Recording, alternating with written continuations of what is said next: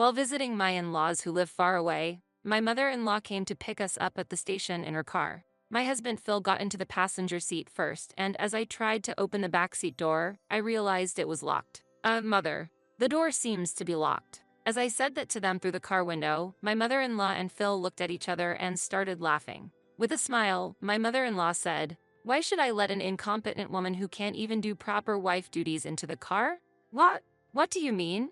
I never liked you from the start. You wear your career woman attitude on your face and don't support Phil at all. Hey, open the door, I demanded, but the door remained firmly locked. Then Phil in the passenger seat said mockingly, "This should make you rethink things a little. Walk 3 hours back home." At that moment, I couldn't take it anymore. What kind of parent-child pair is this? I won't follow you anymore. I don't care what happens. Fine, I replied, squeezing out my words. My mother-in-law and Phil laughed loudly, rolled up the windows, and drove off. An hour later, Phil called me repeatedly.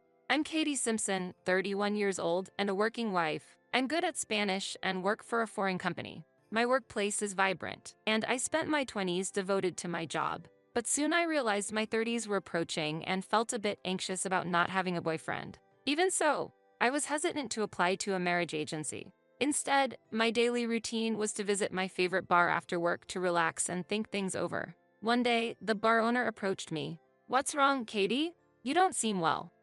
Maybe it's time I start thinking about marriage, but I can't find a partner." "I see. I know it's strange to suggest this to a customer, but how about me?" he proposed. "What?" This bar owner was Phil, who later became my husband. He was 5 years older than me and in his second year of running the bar. At first, we were just owner and customer. But after a few dates, I was drawn to Phil's charm. Since he listened to my work stories, I felt he understood my career and was reassured. Even during busy times, Phil always cared for me. A year into our relationship, he proposed to me, and I happily accepted. After that, my parents approved of the marriage, and we visited Phil's family. His family lives in the suburbs, a 3-hour walk from the nearest station. We headed to his parents' apartment in a rented car. Phil's father had already passed away, and his mother lived alone in the apartment. Suppressing my nerves, I greeted his mother, Diane, respectfully. "Nice to meet you. I'm Katie Simpson. I'm dating Phil," I said. But she stared at me and told Phil, "Phil, are you really marrying her? I thought you'd bring home someone cuter. She looks like she's got a cheeky face," she pointed out. I was shocked by her words. "And if you become his wife, can you help Phil with his work? He's always busy." "You're quitting your job, right?" she questioned. I hurriedly explained that I intended to continue working at my foreign company and had no plans to quit. "You think you can be a wife like that? I don't care if you work for a foreign company, but you're just cheeky." "Phil, don't marry this woman," she criticized. I looked at Phil for help, but he said, Hey, Mom. Katie's salary is high. It's fine if she keeps working, right? Good income, huh? Well, if that's the case, I guess it can't be helped." Phil's words seemed to soften his mother, but I was still hurting. "Even if you get married, don't slack off at work," she warned, and I felt troubled by her advice. Though she approved of our marriage, her words made me anxious. But with our home and her place being 4 hours apart, believing we'd have little contact with his strict mother, I decided to marry Phil. Afterward, we rented a 3-room apartment near Phil's bar and began our newlywed life. However, Phil didn't help with any housework. He would come home after I had fallen into a deep sleep and sleep until noon. Even if I asked him to do some housework before leaving for work, he didn't help at all. "Phil, you didn't do any chores again today. You used to live alone, so you should be able to handle basic housework." "Shut up. Now that we're married, housework is the wife's job, right?" Mom said the same thing. "Don't neglect your wife duties. But you know how busy my job is, right? You think working for a foreign company makes you look cool? You can't control me just because you have a better job and education." Phil's words seemed to reveal his frustration about my higher educational background and career status. Where did the man who understood my career before marriage disappear to? With my head in my hands, I had no choice but to shoulder all the housework. A few months after our marriage, I came home to a shocking sight. My mother-in-law had shown up and announced, "Mother, is something wrong?" "What? Didn't Phil tell you? I'll be staying here for the next 3 months to assess how well you do as a wife." "What? Phil, what is this about?" I looked at Phil, but he casually replied, did I forgot to mention it?" And so, living with my mother-in-law began, starting a painful chapter in my life. Every morning, Only I would be woken up early to do housework under her watchful eye. Fish for dinner? Are you treating me like an old lady? Even when I prepared dinner, she would criticize it daily. Sometimes, she would even throw away the food I'd put so much effort into making. After working late, I'd return home to find my mother-in-law blocking the entrance. What are you trying to prove by coming home this late? Don't forget my son is the one making the money. Because of this, I had to listen to her constant nagging. While she treated me like a servant, she often asked me for money. Katie, I want to see a musical show. Could you give me the ticket money? That's quite a sudden request. Come on, I'm in the big city, so you should let me have a little fun. Why are you being so stingy? At times like this, Phil would chime in, come on, it's not a big deal. Just give her some money. At my wit's end, I argued back, there's no way I can give you that kind of money. This is too much. It seemed this was the first time she'd been opposed, and though she tried to say something back, I ignored her and locked myself in my room. In the end, Phil reluctantly gave her the money. She took it and left without hesitation. As time passed, the amount of money she asked for kept increasing. Naturally, we're covering all the household expenses. She'd ask for money when it suited her, was always sarcastic, and made a mess of the house. Unable to tolerate the situation any longer, I brought it up with Phil one day. Phil, the way your mom treats me is just too much. You need to take action as my husband. But Phil, visibly angry, said, what are you talking about? Are you planning to criticize my mom? No, that's not what You think you're superior to me and mom just because you earn more, don't you? I can see right through you. What are you even saying? I don't understand. While I was confused, Phil calmly said, Mom isn't wrong about anything. You're a bad wife, so she's training you. If you continue to criticize her, I'll take measures. What do you mean by measures? At that moment, Phil took out a divorce form, already filled out, and slammed it on the table. Phil, what's this? If you don't comply, I'll divorce you. A woman as unappealing as you will be left alone once you're not with me. And who's the one nobody wants around? You're ridiculous. When I counted, Phil was lost for words and left the room with a snort. I no longer felt any love for Phil. I couldn't forgive his behavior. But simple revenge wouldn't mean much. So I decided to wait for the right opportunity. After the promised 3 months, his mother finally left. Still, my relationship with Phil remained strained. He continued to refuse to help with the housework and only spoke to me harshly. I gradually grew to dislike speaking to Phil altogether. Time passed, and as the Christmas approached, Phil decided on his own, we're going to my parents' place for Christmas this year. Since we were married, I had no choice but to comply, so I reluctantly agreed. On the day of the trip, we took the train. While visiting the in-laws who live far away, my mother-in-law came to pick us up at the station in her car. Phil got into the passenger seat first, and as I tried to open the backseat door, I realized it was locked. Mother, the door seems to be locked. As I said that to them through the car window, my mother-in-law and Phil looked at each other and started laughing. Why should I let an incompetent woman who can't even do proper wife duties into the car? What do you mean? I never liked you from the start. You wear your career woman attitude on your face and don't support Phil at all. Hey, open the door, I demanded, but the door remained firmly locked. Then, Phil in the passenger seat said mockingly, this should make you rethink things a little. Walk 3 hours back home. At that moment, I couldn't take it anymore. What kind of parent-child pair is this? I won't follow you anymore. I don't care what happens. Fine, I replied, squeezing out my words. My mother-in-law and Phil laughed loudly, rolled up the windows, and drove off. I just silently watched their car drive away. Well then, let's head back, I murmured to myself. And I returned to the station instead of going back to her place. I'd never go back there again. No matter how angry my mother-in-law and Phil would get, I didn't care anymore. I managed to find an open seat on the train and quickly left the area. An hour had passed since I had separated from my husband. Then, my phone started ringing. The caller was Phil. I ignored it and put my phone in my coat pocket. The calls kept coming, almost like a relentless pursuit. Unable to bear it any longer, I stepped out onto the train deck and answered the call. Hello, I said. You finally picked up. Where are you? Phil asked in a panicked voice. Keeping my composure, I asked, what's with all the calls? What's going on?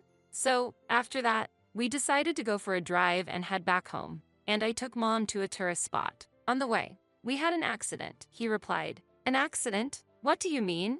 We both got minor injuries. But the other party is a foreigner, really angry, and we can't communicate. You're good at Spanish, so could you come to mediate? Phil asked frantically. I see. Are you really listening? The other car looks very expensive, and the driver is yelling in Spanish. Hurry up and come here. Where are you walking right now? Phil said. I'm not walking, I replied. What? Actually, I'm on the train right now. We're about to enter a tunnel, so the signal might cut off. What the hell? Are you kidding me? Are you heading back home? Phil shouted, but I hung up immediately. Even though the tunnel was a lie, I smiled coolly. After returning home and packing my belongings, I quickly moved into a short-stay rental apartment. Once that was done, I headed to a certain place. After the Christmas holiday ended and the first working day of the year arrived, I left the office to find my mother-in-law with crutches and Phil with a neck brace, waiting for me. What are you two doing? I asked with a scowl, and both turned red in the face. There's no one at home, and you're not answering your phone. What on earth have you been doing? Unforgivable. They yelled, so to avoid causing a scene, I led them to a nearby cafe. Why did you not come last time? And you call yourself a wife? My mother-in-law began to shout, but I ordered coffee and chose to ignore her. Phil couldn't hide his anger and said, because you didn't come back. We had all sorts of trouble afterward. The police came, and in the end, we had to speak directly to the other party. They're foreigners, and not being able to communicate was a problem. Really? I replied. I'll overlook your attitude. So just go and talk to them quickly. They're calling again. With a pushy attitude, Phil handed me the phone. Reluctantly, I answered the call, had a brief conversation with the other party, and ended the call. Phil asked me, so, what did they say? I calmly responded, they were really angry. Apparently, your mother ignored a red light and crashed into the other car. And the other party is a famous international celebrity, demanding compensation for medical expenses and the totaled car. That car is worth $300,000. What? Phil and his mother exclaimed in shock, their voices echoing in the room. They seemed speechless, unable to hide their surprise at the information. Well, can't you handle it with insurance? I lightly suggested, but my mother-in-law's face darkened immediately. Actually, we don't have insurance. I thought it was a waste of money, she muttered. Oh my, I said with a bitter smile, sensing the atmosphere change. Phil showed his anger toward me and said, what's with that attitude? That's not how a wife should act. Quickly talk to them and make sure there are no additional costs. If it goes to court, you'll be our interpreter. Then, my mother-in-law chimed in. Yes, you're rich, so you should help out with this. It's only natural as a wife. I calmly responded, I'm not a wife anymore. What? Phil looked surprised, but I proceeded to explain the facts matter-of-factly. When Phil presented the divorce form to pressure me, my heart had already gone cold. I swiftly went to the courthouse and filed the divorce papers. I had kept the form Phil had used for leverage in case anything happened. What, you? How could you do this on your own? Phil exclaimed in shock. How disrespectful. His mother accused. Both of them criticized me simultaneously, but I stood my ground and confidently rebutted, I have nothing to do with you anymore. We're just strangers now. You can suffer paying the $300,000 or whatever. You horrible people. I walked away, leaving them fuming with anger. As for what happened afterward, I heard that both eventually made a full recovery from their injuries. Apparently, they weren't that seriously injured in the first place. My former mother-in-law's car was broken beyond repair due to the accident, and the famous foreign celebrity demanded an unimaginable amount in compensation. Phil's bar was never particularly successful, and his income alone was insufficient to support their household. With Phil's low income and his mother living unemployed in an apartment, they had no way to come up with the necessary funds and eventually had to go into debt. Phil moved back to his parents' home, and the two now lived together in a shabby apartment, working hard to repay their debt. Even after hearing these stories, I don't feel any sympathy for them. On the contrary, I even feel a sense of relief. Several years have passed since the divorce, and I've been living alone, focusing on my work. As a result, my stress has decreased and my performance at work has improved, leading to a promotion. Recently, a sincere and reliable man I met through work formally asked to date me with marriage in mind. I intend to accept his proposal. From now on, I'll put myself first and pursue true happiness.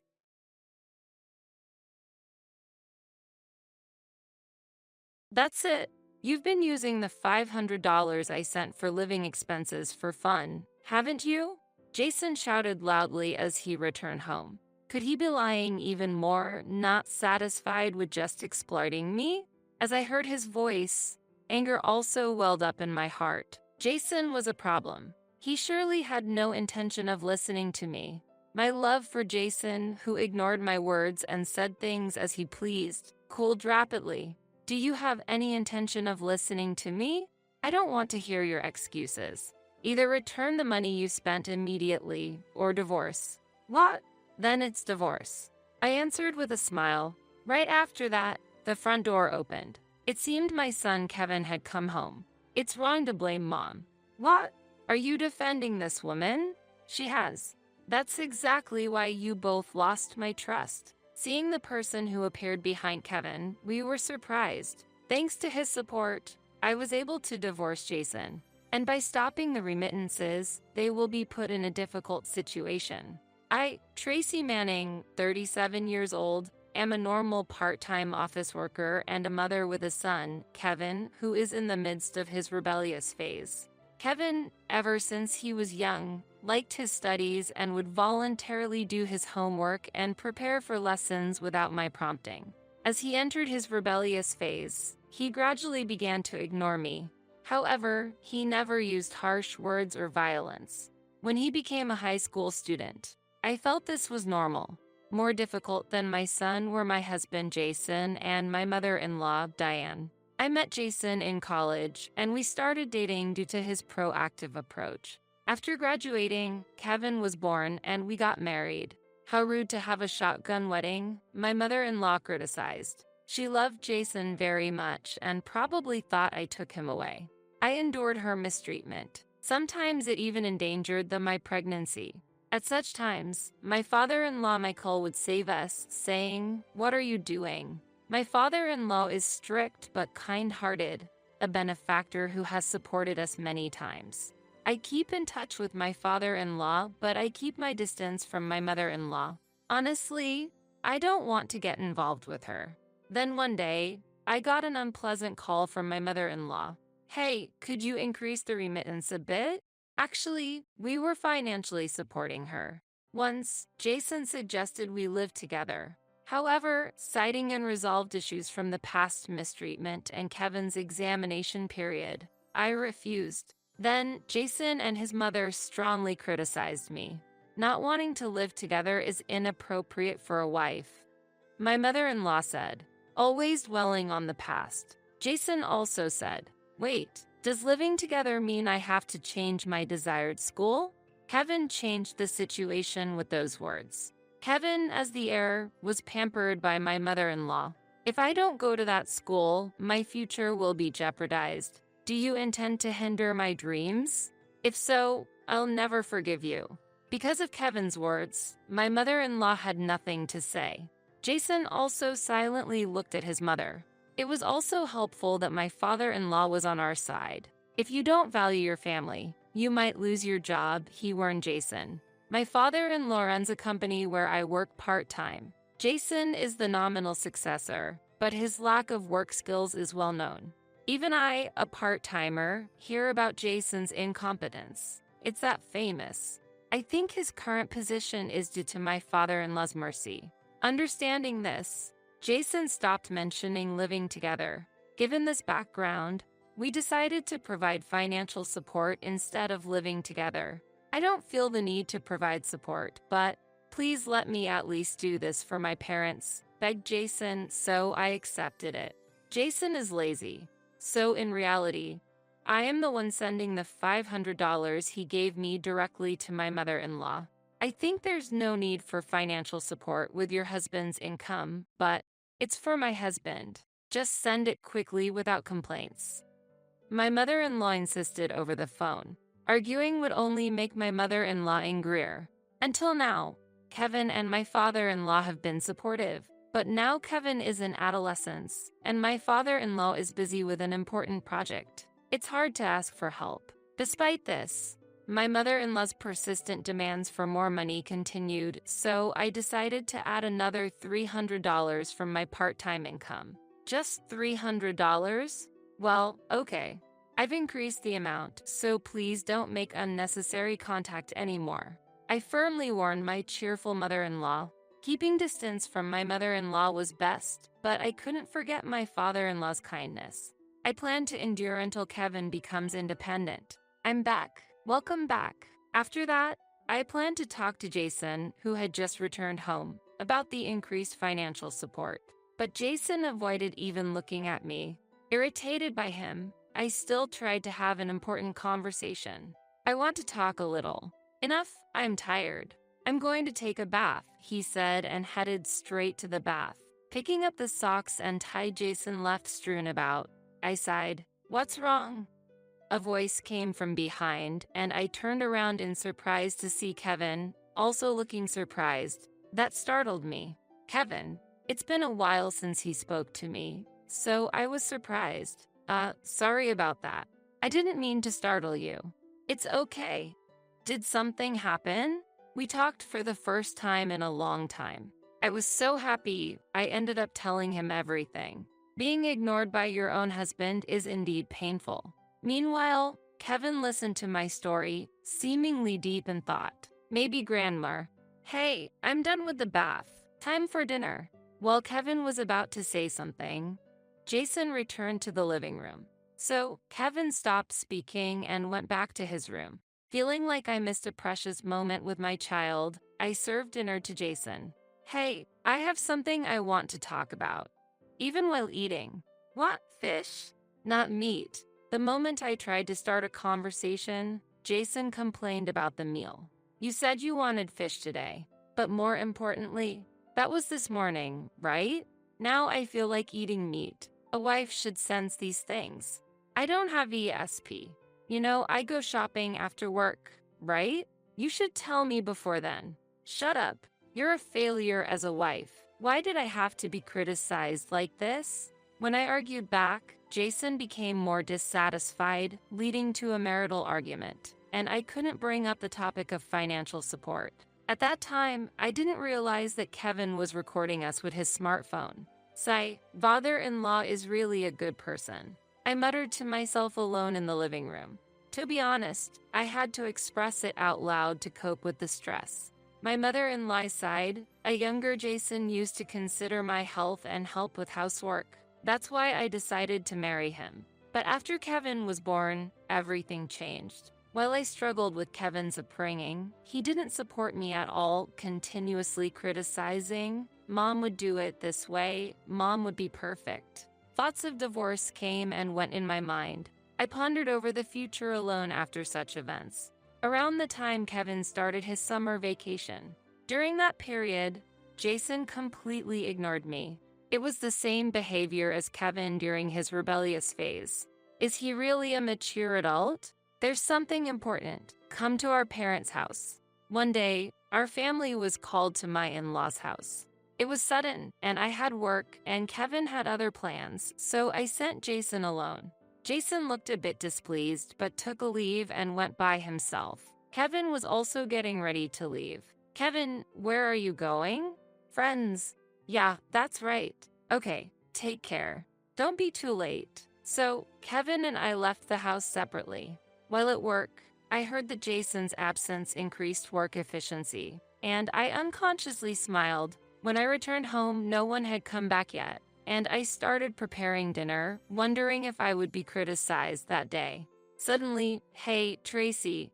Jason yelled as he entered through the front door. What happened, Jason? You seem so upset. You've been deceiving me. With doubtful eyes, Jason shouted at me. What? Not understanding his words, I tilted my head and Jason glared at me with anger. Confused, I understood the situation from Jason's next words. We're getting a divorce. You've been playing with the $500 I gave you for living expenses.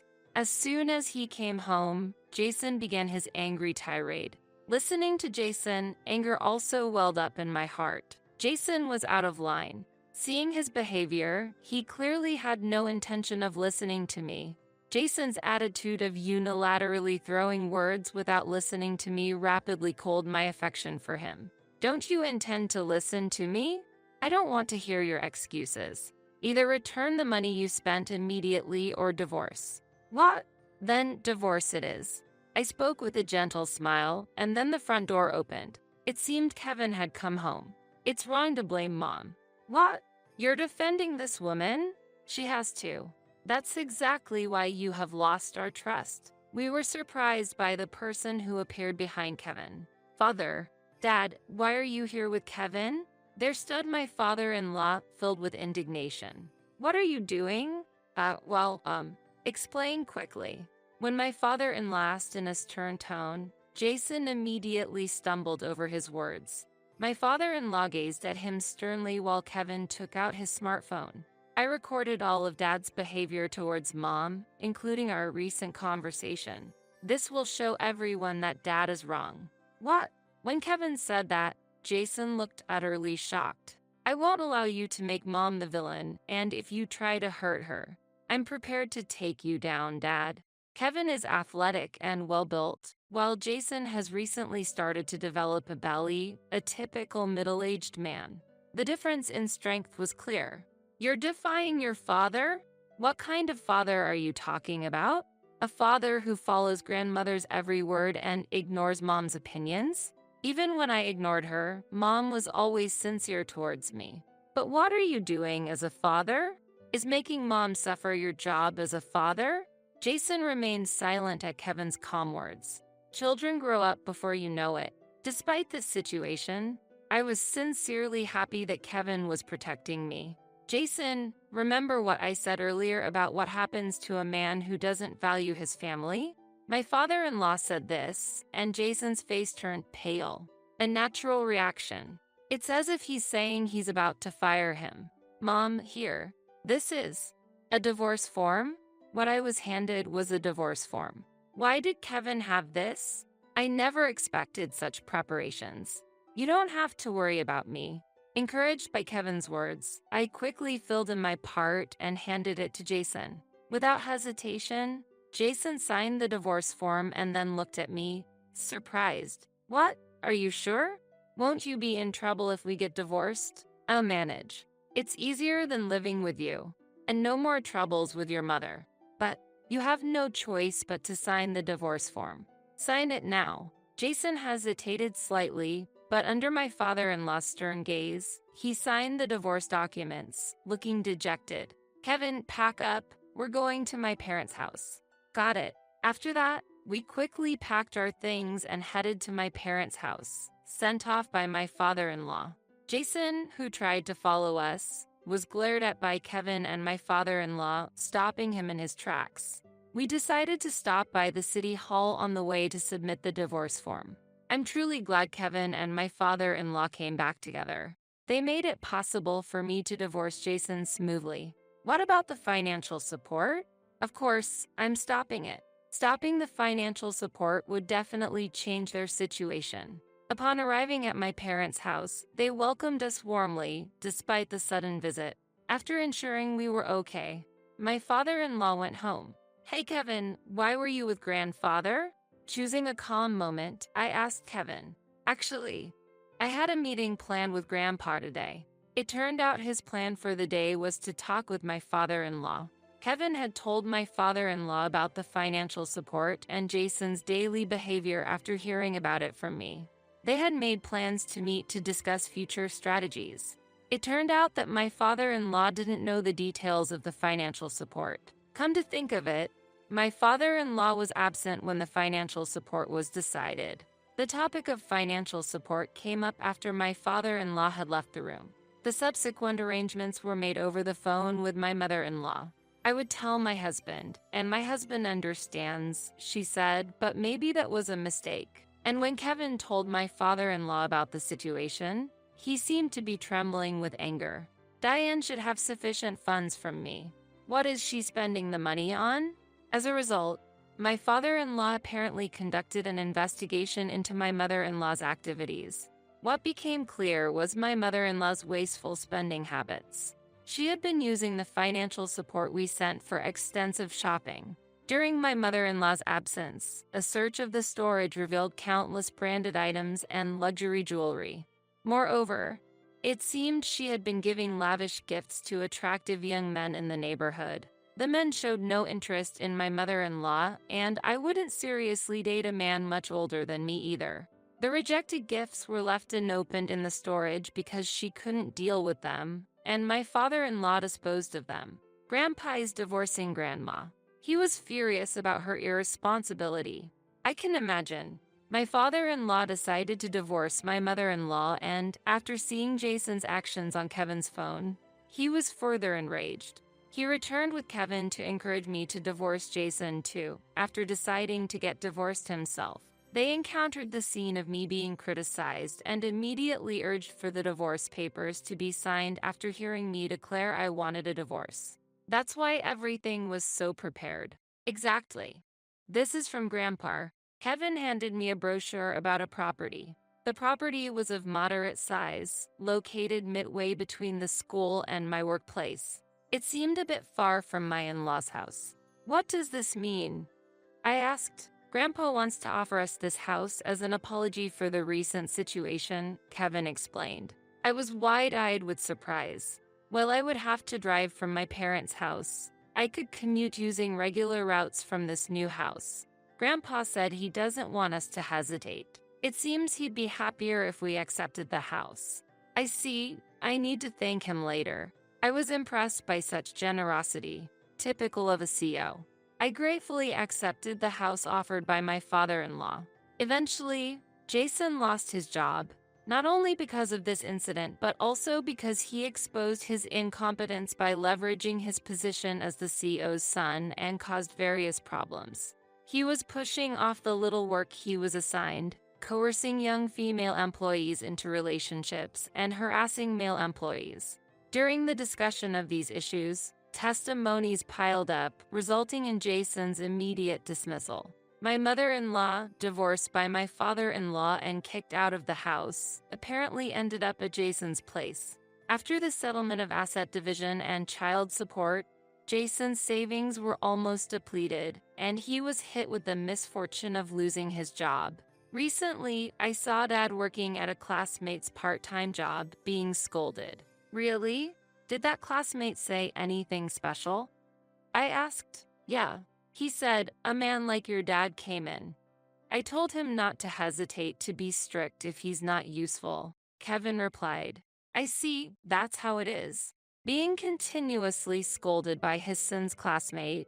What a pitiful situation. He was famous for his incompetence, and as he aged, his prospects for reemployment became even more difficult. On top of that, with my mother-in-law's unreformed spending habits, he is now struggling with debt. I heard from locals that fighting can be heard from their house daily, and recently the police were called due to the disturbance. That incident must have been a significant humiliation for him. Perhaps soon, he might have to leave that house, facing the possibility of being evicted due to mortgage delinquency. On one hand, I made progress in my career. My promotion to a full-time position meant more time and responsibility, but it also came with a corresponding increase in income. Life became a bit more comfortable compared to before, and I no longer had to worry about the monthly financial support. After hearing about Jason's situation, Kevin started showing interest in part-time work. Now, he buys what he wants with his own earnings, freeing us a bit from the strict budget we used to have. His growth and independence are a great relief to me. Unlike my mother-in-law, who had a habit of wasteful spending, we continue to live frugally, eliminating worries about the future. Our family is striving for a stable financial life. My relationship with my father-in-law remains good, and we see each other regularly. One day, my father-in-law made an unexpected proposal to Kevin. If you haven't decided on your future plans yet, how about considering taking over my business after graduation? I'd like you to play a key role in our company, he said. It seems my father-in-law has always considered Kevin as a successor to the company. Maybe employing Jason was part of this plan to spark Kevin's interest. There's no need to rush. If you don't find another dream by the time you graduate from college, I'd like you to consider our business as an option, my father-in-law said, and Kevin took his words seriously.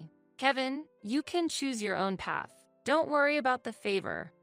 I'll solve it through my work, I told him. Thanks, Mom. Actually, I'm still undecided about my future, Kevin replied. He's aiming for a top university's economics department, but his future is still unclear. Then, one day, I received a call from Jason. He was struggling with the mortgage payments and ended up selling the house.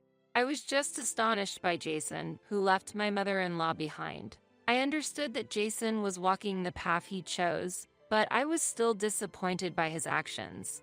You won't have any more trouble with my mom. Let's start over, Tracy. Kevin needs a real father, Jason said, to which I sharply reacted. What do you have left now? I asked, and he just looked puzzled. Through this exchange, I reconsidered my and my son's future. Our lives aren't dictated by someone else's choices. No matter what path Kevin chooses, I plan to support him fully. While my father-in-law's offer is appreciated, I want Kevin to choose his future on his own terms. I hope his university studies will bring new possibilities to his life and shape his dreams and aspirations. We will continue to move forward step by step, overcoming difficulties. Along with my son's growth, I may have also started a new journey. You have no job, no property, no home. Kevin and I have no feelings left for you. You even abandoned your mother, the only one you had left. What do you have now? Jason was silent to my question. I was honestly disappointed with him for choosing his mother over me and then ultimately abandoning her. The Jason I once loved seems to no longer exist. But if I return to you, Tracy, you no longer have a place with us. I don't want you to contact us ever again. I hung up the phone and set it to block his calls. Later, Jason went to my parents' house, but my father especially had harsh words for him, and my father-in-law took him away. He was then assigned to a construction site far away. Surrounded by burly men at work, it seems unlikely he'll interfere with us again. Meanwhile, my mother-in-law, abandoned by Jason, lost her place and was rumored to be seen under a bridge. But that is no longer my concern. I'll be late coming home today because of my part-time job. Okay, thanks for letting me know. That's my line. Thank you, really. Since then, Kevin has emerged from his rebellious phase and engages in proper conversations with me. Through recent events, I've come to understand Kevin's feelings better. To respond to those feelings, I've been expressing my gratitude and apologies directly. Thanks to his response, our parent-child relationship has become closer. Jason's departure, ironically, made us closer as a family. I spent the day with Kevin, thankful for this, and smiling. My relationship with my father-in-law remains unchanged. I may want him as a successor, but I just want to see my dear daughter and grandson, he says, caring for us. My father-in-law was delighted when we recently went on a trip with my parents. I hope to maintain this good relationship with him. Years after the divorce, letters from Jason asking for reconciliation kept coming through my parents. I've been tearing them up without reading. Another letter from him? Looks like it. He still hasn't given up. He should realize that giving up is the real path to happiness.